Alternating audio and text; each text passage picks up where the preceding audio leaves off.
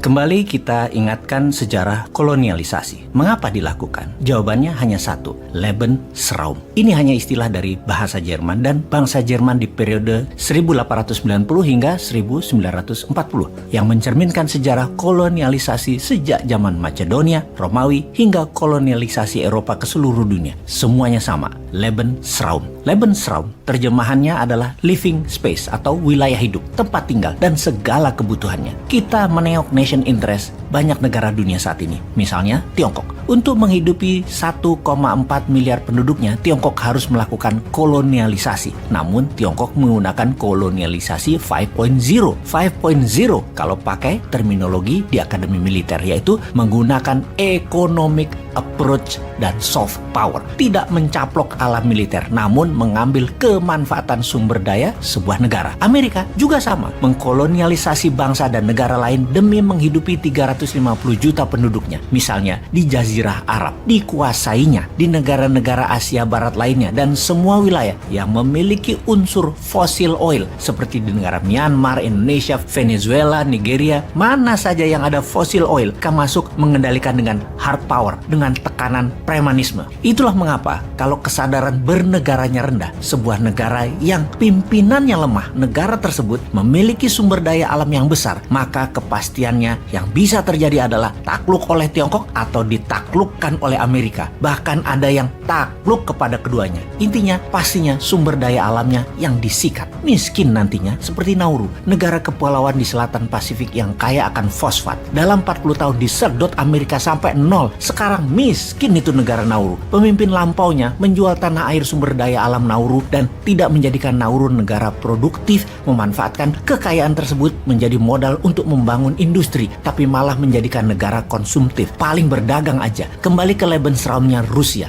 negara yang wilayah daratnya luas, penduduknya 150 jutaan, namun sangat berambisi untuk mengembalikan kejayaan Soviet dan memerlukan kendali atas Eropa, dan pastinya memerlukan wilayah negara lain yang dipimpin oleh pemimpin lemah di mana wilayahnya kaya sumber daya alam. Kembali ke sejarah dunia di mana perang adalah tindakan perampokan kekayaan suatu negara. Irak menyerbu Kuwait ketika perang Teluk itu mengambil kekayaan Kuwait, di bank Kuwait, emas Kuwait semua disikat. Amerika menyerbu Irak mengambil kekayaan Kuwait yang Irak rampok dibawa ke Amerika.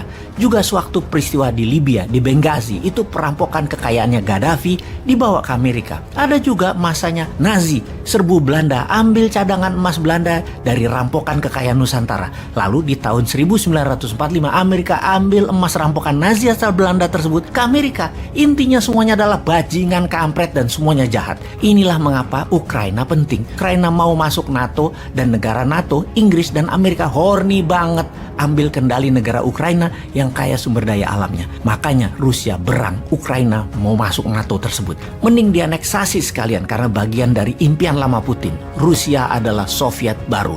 Pertanyaan berikutnya, emang Ukraina punya apa sih? Ukraina itu memiliki cadangan uranium terbesar di Eropa, cadangan titanium nomor 2 di Eropa, 12% cadangan manganis dunia, cadangan shale gasnya nomor 3 terbanyak di Eropa, cadangan batu baranya nomor 7 terbesar di dunia, cadangan iron ore-nya nomor 2 terbesar di dunia. Ditambah lagi, Ukraina adalah negara agrikultur yang besar. Secara lahan, Ukraina terbesar di Eropa. Ranking dalam memproduksi pangan agrikultur masuk top 5 dunia sebagai penghasil sunflower nomor 1 dunia, barley nomor 2 di dunia, kentang nomor 4 di dunia, lebah madu nomor 5 di dunia, telur ayam nomor 9 di dunia, gandum produksi nomor 8 dunia, dan lain sebagainya. Secara kalkulasi, hasil agrikultur Ukraina dapat memproduksi makanan untuk memenuhi kebutuhan 600 juta manusia. Di sisi lain lagi yaitu secara produksi industri Ukraina.